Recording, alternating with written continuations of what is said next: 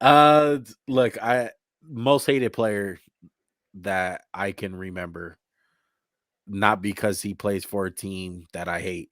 James Harden. I fucking hate James Harden. I hate him. I really do. And I I can't think of a player. It's because how good he is. Like I don't like him. I hate his facial expressions. I hate the way his body language is.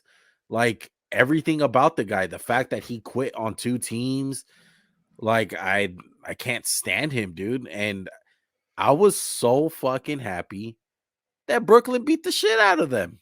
I was so fucking happy, man. Even though Kyrie's a weird dude, he can still fucking ball. And I love the fact that Kyrie Irving came out, clamped that man up, dropped some buckets on him, and beat the shit out of the Sixers, dude. And KD just showed why. Like, there's levels to this shit. And you know what? Shout out to us, Max. Yes, shout out to us. We've been saying it. Shout out to the Sabonis video. When it comes down to late game, we don't like how Embiid kind of handles it. Like when it comes down to like the fourth quarter, I don't like the shot selection that Embiid takes, and it's just decision making in a whole. And combining that with James Harden, I think it's just a big ass. It's a fucking shit fest, bro. Like I don't know what they're gonna do in the fourth quarter.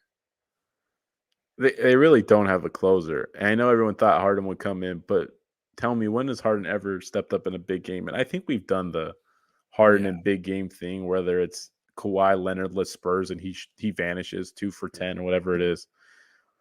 I was happy. I don't like the Nets particularly. I love KD. I like Kyrie, but I don't really love their team. I was rooting for the Sixers before the trade because I was like, damn, they're fun. They got Maxey. They got Seth Curry having the best year of his life.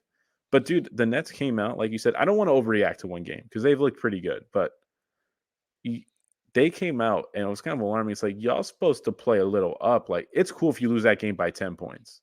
It's yeah. cool if you lose that game by 8 points, 2 points. You KD and can't go out Kyrie, there.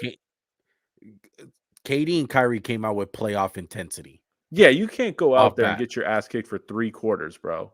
And then Yeah, your best player pouting, looking out of shape, typical James Harden. Or not your best player, but the guy you traded for who's going to change everything out yeah, there pouting, taking shitty shots, not getting the job done.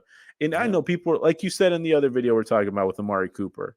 Shout out to that video. Y'all should watch it with the NFL free agency.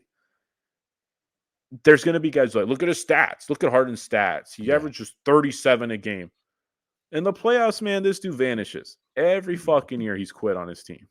Not quit. Every year when it's when the chips are down, he's kind of vanishing. Nowhere to be When they found. came back against I the would argue, Clippers, Max. I would argue, Max. Paul George has a better reputation than James Harden. playoff As J and fucking crazy playoff as P, that man, is. two peas in a pod, I guess. But no, I'm serious. Like even when they came back against the Clippers 3-1, that fool's on the bench. Biggest fucking playoff moment of your life. Your team stepped up without you, the superstar. Yep. Imagine saying, man, Michael Jordan's on the bench. His team came back without him. That never. No one could ever imagine that. Kobe, Never. LeBron. No, that's not what happens. It's just when you combine two guys who don't really have a track record of getting it done. Like to me, Jimmy Butler's a better fit with Joel Embiid. I trust Jimmy Butler more in the clutch than I do James Harden. They haven't had a closer since. And it's not a coincidence that that's the closest they got was when they had Jimmy Butler. And look, Embiid, I'm not saying Embiid doesn't shy away from the spotlight. And I'm not saying he has bad games. Like his track record as far as like big games, he hasn't done terrible. It hasn't been like James Harden like, but in the regular season and in the playoffs when it comes down to slowing down the game. Like for instance with the Lakers, like with Shaq, to slow down the game. Like big man fucking closed it out at times if Kobe wasn't hitting his shot. And And it just seemed he like the doesn't Nets have a had a feel game for it. plan for kicking their ass. Like KD said some shit post game about. I'm sure everyone thought it's been the talk of the town. Everyone's reported he was talking shit about their defense, and he was right. They got run off Yeah. the court. Matthias Thybulle can't guard 5 people by himself. Yeah, The and everyone leaves him 76ers, open because he can't shoot. yeah, exactly. It's 4-on-5, and then it's 5-on-0 on the other end. Mm. You need to get your act together for big games. I don't care if you beat Detroit by 5. I don't care if you beat the Hawks by 10. Beat the Knicks by 20. No one cares. Exactly. I need you guys to step up. And for the Nets, doesn't matter they're an AC. No one wants to see them. If I'm the Heat, I don't want to see the Nets at all in the first round. They got arguably the best player in the world, man. And it's still Correct. KD. It's like you said, like we said about LeBron. Doesn't matter who the team is. You have the best player, and you have another top 15 player in Kyrie. And it looks like Kyrie's going to get to play a majority of the games because they're going to be on the road every effing round. So